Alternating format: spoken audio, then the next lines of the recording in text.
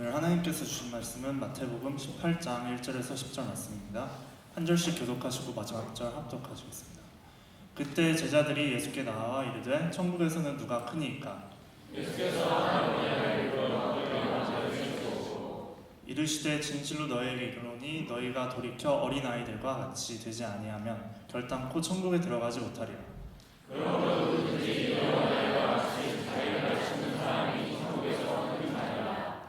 또 누구든지 내 이름으로 이런 어린아이 하나를 영접하면 곧 나를 영접함이니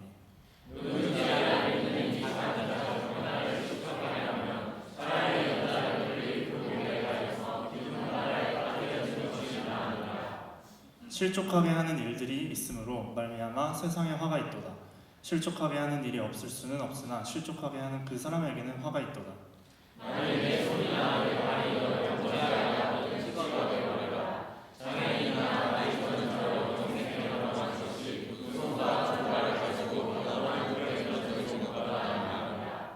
만일 내 눈이 너를 범죄하게 하거든 빼어내버리라. 한 눈으로 영생에 들어가는 것이 두 눈을 가지고 지옥불에 던져지는 것보다 나으리니 세상과 이 천사 중에 하나도 없으면 있으리라. 너희에게 말하노니 그들의 천사들이 하늘에서 하늘에 계신 내 아버지의 얼굴을 항상 보느니라.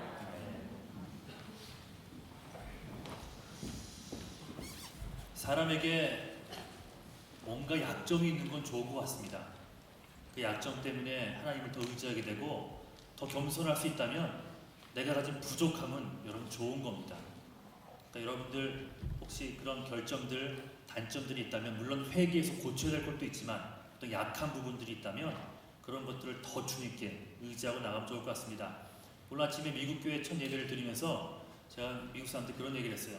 벌써 이제 거의 이제 한 1년이 거의 돼가는데 1년 동안 제가 어떻게 미국 목회를 했나요? 물론 번역이나 이런 거 도와주는 친구들이 많이 있어서 저는 어떻게 보면은 좀 벌등이 좀 덜하긴 하지만 그래도 이렇게 말하고 하는 것들이 쉽지는 않은데 어저께 제가 저를 중간 점검해 보기 위해서 조이에게 제 발음을 점검받았습니다. 예, 그래서 girl 해봤어요. girl 했는데 이렇게 다미는 저한테 잘한다 그랬거든요. 근데 조이한테 다시 한번 그 확신을 갖고 제가 물어봤더니 딱 봐요. 아빠 그게 아니라 뭐 girl 그러더라고요. 암만 해도 그게 안 되는 거예요. 근데 얘가 안 하던 말을 한마디 하더라고요. 근데 아빠 걱정하지 말래. 걱정하지 마 아빠. 아빠가 말하는 그 센텐스 가운데 그런 단어를 이해하니까 괜찮아 그러더라고요. 그래서 용기를 얻어 오늘 아침에도 담대하게 설교했습니다. 그러니까 뭔가 부족함이 있으니까 더 하나님께 매달리는 것 같습니다. 그러니까 부족한 것을 부끄러워하지 마십시오.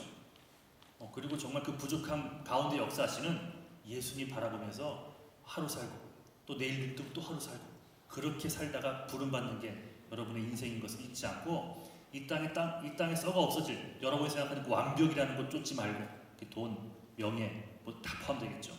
오직 예수 그리스도 한 분, 그분이 사랑하는 영원 구원 이거 100% 의지하고 살아가시다 주님 부르시면 그 품에 안길 수 있는 여러분 되기를 주님의 간절히 축원합니다. 그런 의미에서 오늘 햄이 그 세례식은 의미가 있는 것 같습니다. 혜미가 다시 말씀드리지만 이 세례식이 완벽을 의미하지 않잖아요. 저 완벽이 아니라 이제 시작입니다. 그럼 실수할 수밖에 없겠죠. 여러분 그래도 예수를 구주로 고백을 했습니다. 입술을 열어 고백하는 게 여러분 안 믿어지는 사람들한테는 얼마나 힘든 줄 아십니까? 목사님 그거 못하겠어요. 찬이 같은 경우도 못하겠다 그러잖아요. 예수님 저 하나님도 믿고 찬양도 부르고 성가대도 하고 축복도 해주는데 그리고 목사님이 좋고 사모님이 좋고 뭐 다들 좋은데 예수는 안 믿어진대. 그게 안 되는 거예요. 근데 어쨌거나 혜미가 예수를 고백했어요. 이제 시작일 겁니다. 더 많은 어려움도 있을 거고 유혹도 있을 거고 그러니까 여러분 기도 많이 해주셔서 우리 교회 또 주신 열매니까 졸업하려면 이제 3년 남았나? 2년 남았군요. 그 2년 동안 옆에서 지켜보시면서 격려해 주시고 기도해 주면 좋을 것 같습니다. 자, 오늘 간단히 말씀을 전하겠습니다. 한 소자의 소중함입니다. 한 소자의 소중함. 사실은 21절하고 35절까지 읽어야 되는데 그 본문 제가 읽으면서 설명하겠습니다. 여러분 대를 위해 소를 희생하라는 말이 있습니다. 그렇죠? 물론 대의를 선택해야 할 때가 있습니다. 아주 큰 뜻을. 하지만 할 수만 있다면 작은 자들, 소자조차 껴안는 자가 되어야 한다는 말씀입니다. 물론 대를 택하는 사람들이 많습니다. 하지만 대의를 이루는 과정에서 소외되는 사람이 있을까요? 큰 뜻을 놓고 결정을 했습니다.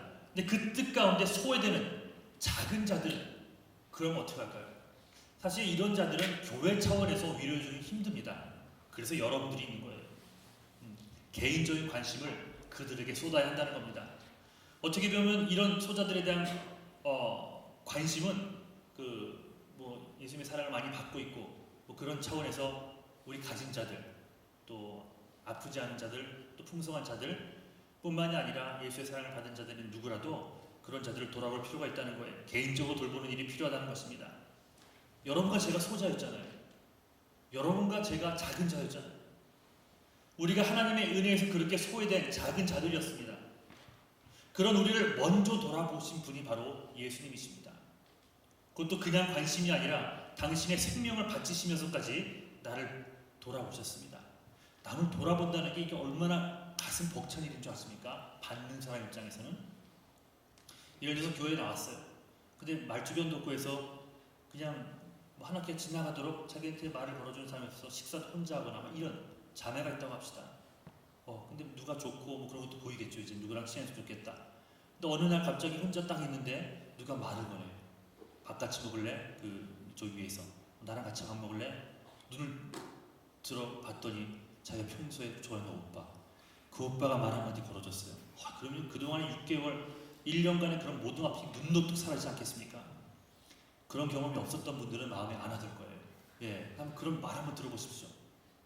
내가 평소에 존경했던 분들, 아니 이런 분이 나한테 말을 걸고 식사를 같이 하자고 전화를 걸고 돌아보는 것. 사람이 돌아봐도 이렇게 감격스러운데 천지를 만드신 예수님이 먼저 주권을 지시고 여러분들을 돌아보러 오셨습니다. 그러니까 이렇게 예수님이 소자인 우리에게 이렇게 사랑을 베풀었듯 이제 우리도 소자를 향한 관심을 갖고 살아가길 원하신다는 것이 오늘 본문 전체 주제입니다. 내 주변에 붙여주신 작은 자에 대한 관심을 갖고 살아가라는 말씀이에요. 여러분 예수님을 믿으십니까? 그 예수의 보혈의 능력을 내가 믿기에 지금 죽어도 우리가 갈 곳이 천국임을 믿습니까? 잃어버린 한 영혼의 구원이야말로 하나님이 그토록 원하시는 한 가지 소원임을 믿으십니까?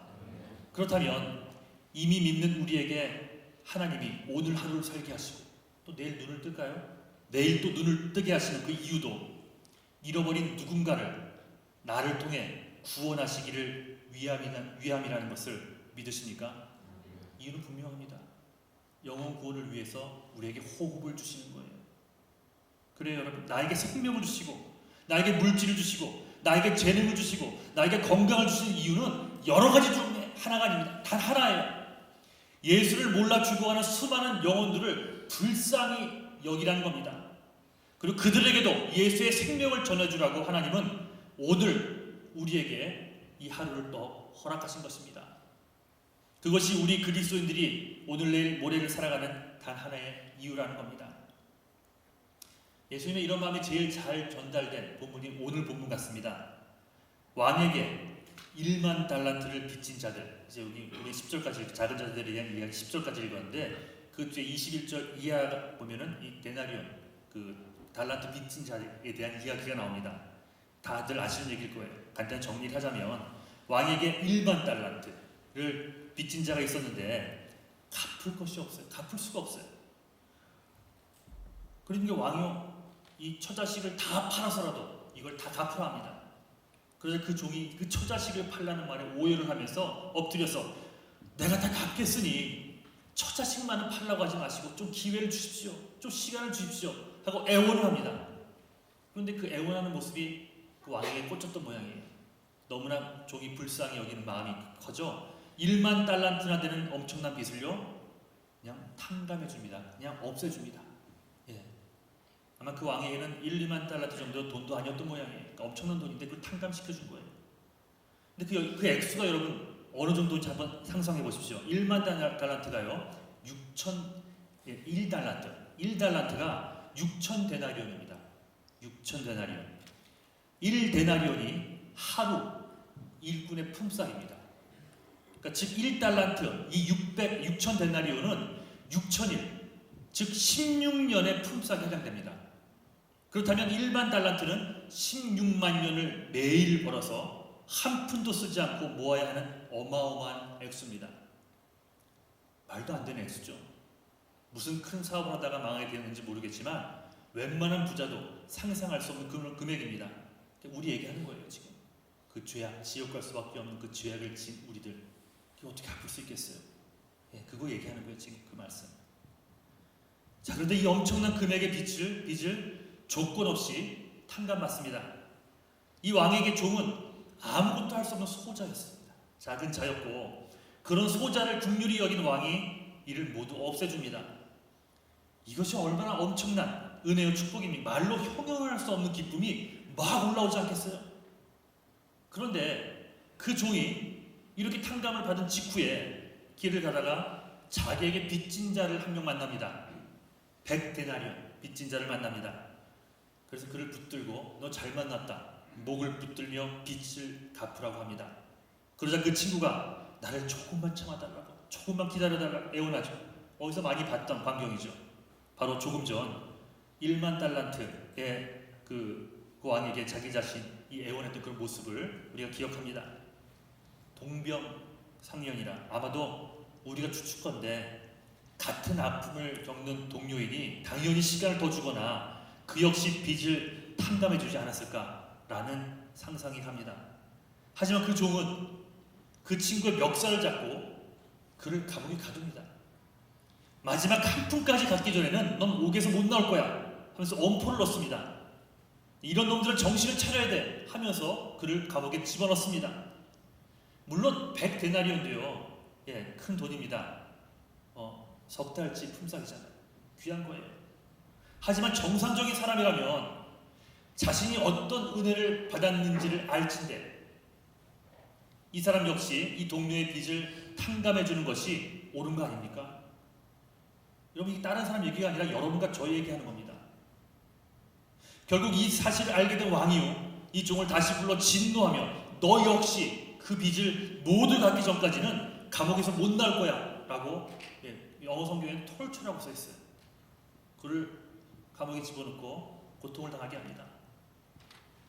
사실 이 이야기는 용서라는 맥락에서 예수님이 하신 말씀입니다. 하지만 더 깊이 들어가 보면 여러분 주변에, 내 주변에 붙여주신 힘없고 돈 없고 백 없고 목소리 작은 소자들에 대한 불쌍히 여기는 마음, 긍휼한 마음을 제발 갖고 살라고 하는 메시지입니다. 예수님은 무조건 소자를 너희의 힘과 능력으로 도우라고 하지 않았어요. 사실 가족이나 친척도 아닌 자들에게 긍휼을 베풀지 않는다고 해서 우리가 잘못하는 것은 아닐 겁니다. 하지만 예수님은 구원받은 여러분들에게, 우리에게 이 베풀어진 엄청난 용서의 은혜를 기억하라 하시면서 그 은혜를 누리는 자들답게 살아갈 것을 요구하십니다. 받은 은혜가 크다는 사실, 십자가의 용서가 어떤 것인지 아는 만큼 우리 역시 그 긍휼을 베풀며 살아갈 수 있습니다. 바로 이겁니다, 여러분. 십자가 은혜를 늘 기억하며 우리 역시 그 은혜를 주변 소자에게 베풀고 살라는 거예요. 소자를 업신여기지 말고 그들을 친히 돌아보라 하시는 것입니다.